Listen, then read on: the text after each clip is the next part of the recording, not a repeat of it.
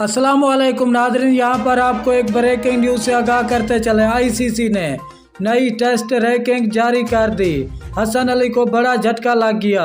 हम आपको मुकम्मल अपडेट से आगाह करेंगे। इससे पहले अगर आप हमारे चैनल पर न्यू है या पहली बार विजिट कर रहे हैं तो चैनल सब्सक्राइब करें, साथ दिए गए बेल आइकन को ऑल पर कर दें ताकि हर नई आने वाली वीडियो आप तक बआसानी पहुँचती रहे। तो आपका कीमती वक्त ज़ाय किए बगैर चलते हैं वीडियो की तरफ। Dubai international cricket council ICC ने नई टेस्ट रैंकिंग जारी कर दी। नई टेस्ट रैंकिंग के मुताबिक कौमी fast bowler Hasan Ali top 3 bowler की फहरिस्त से बाहर हो गया है। नई रैंकिंग के मुताबिक इनका नंबर 11वां है।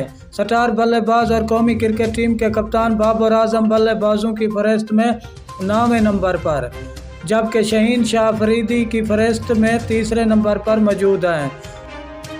टेस्ट ऑलराउंडर की फहरिस्त में कोई पाकिस्तानी खिलाड़ी मौजूद नहीं है।